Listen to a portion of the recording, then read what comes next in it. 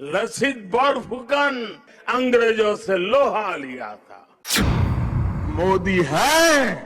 तो मुमकिन है।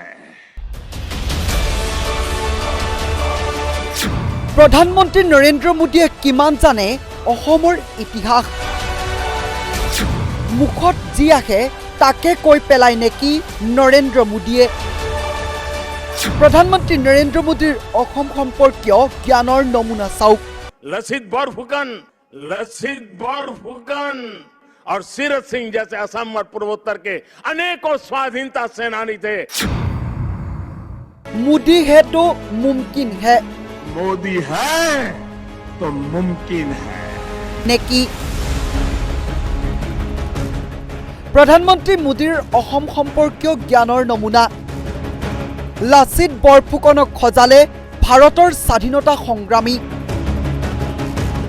নিৰ্বাচনৰ সময়ত বাৰে বাৰে অসমৰ কথা মনত পৰা প্ৰধানমন্ত্ৰী নৰেন্দ্ৰ মোদীৰ অসম সম্পৰ্কে থকা জ্ঞানৰ নমুনা পুনৰবাৰ পোৱা গ'ল এষাৰ মন্তব্যৰ জৰিয়তে অসমৰ সমাজ জীৱনৰ সৈতে জড়িত হৈ থকা এটা নাম হৈছে লাচিত বৰফুকন আহোমৰ সেনাপতি লাচিত বৰফুকনৰ কথা ভালদৰে নজনাকৈ মোদীয়ে লাচিতৰ বিষয়ে দিয়া ভাষণে এতিয়া প্ৰধানমন্ত্ৰীগৰাকী অসম সম্পৰ্কে কিমান আগ্ৰহী সেই কথাই প্ৰমাণ কৰিছে সন 1671 পৰম সাহসেৰে যুঁজি মোগলক অসমৰ পৰা খেদি পঠিওৱা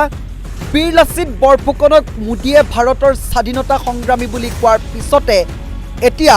বিৰূপ প্ৰতিক্ৰিয়াৰ সৃষ্টি কৰিছে আহমেদাবাদৰ সবৰমতী আশ্ৰমৰ পৰা পদযাত্ৰা কাৰ্যসূচী উদ্বোধন কৰি মোদীয়ে স্বাধীনতা সংগ্ৰামত সাহসেৰে জপিয়াই পৰা অসম তথা উত্তৰ পূৰ্বাঞ্চলৰ স্বাধীনতা সংগ্ৰামীসকলক স্মৰণ কৰে আজাদী কি অমৃত মহোৎসৱৰ কাৰ্যসূচীৰ শুভাৰম্ভ কৰি মোদীয়ে ভাষণত কয় যে অসম তথা উত্তৰ পূৰ্বাঞ্চলৰ গুমধৰ কোঁৱৰ লাচিত বৰফুকনৰ দৰে স্বাধীনতা সংগ্ৰামীসকলে দেশ স্বাধীন কৰাৰ ক্ষেত্ৰত বিশেষ বৰঙণি আগবঢ়াই গৈছে শুনক কি কৈছিল নৰেন্দ্ৰ মোদীয়ে खुंगचेरा ने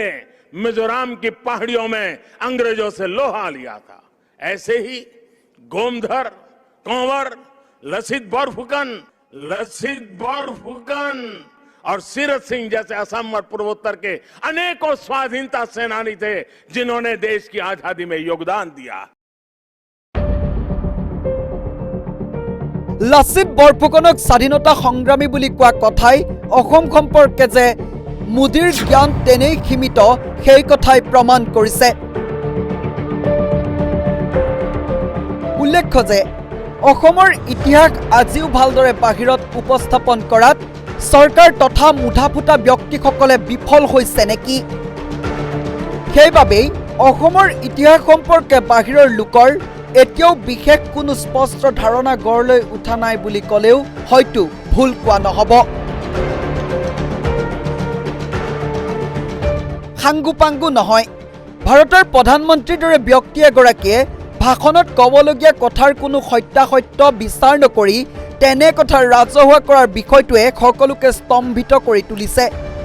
লাচিত বৰফুকন সন্দৰ্ভত দিয়া ভুল তথ্য শুধৰণি কৰাৰ বাবেও এতিয়া নৰেন্দ্ৰ মোদীক বহুতে দাবী জনাইছে তাৎপৰ্যপূৰ্ণ কথাটো হ'ল অসমৰ ইতিহাস বিকৃত কৰা মোদীৰ এনে মন্তব্যৰ বিৰুদ্ধে প্ৰতিবাদৰ নামত টু শব্দ এটা উচ্চাৰণ কৰা নাই জাতীয় দল সংগঠনসমূহে নিমাতে কিয় আছে দল সংগঠনসমূহ প্ৰধানমন্ত্ৰী নৰেন্দ্ৰ মোদী হোৱাৰ বাবে মৌনতা নেকি জাতীয় দল সংগঠনসমূহৰ এই বিষয়টো ৰাইজে কেনেদৰে গ্ৰহণ কৰিব সেয়া লক্ষণীয় বিষয় হৈ পৰিছে পবিত্ৰ মেছৰ ৰিপৰ্ট নৰ্থ ইষ্ট নাও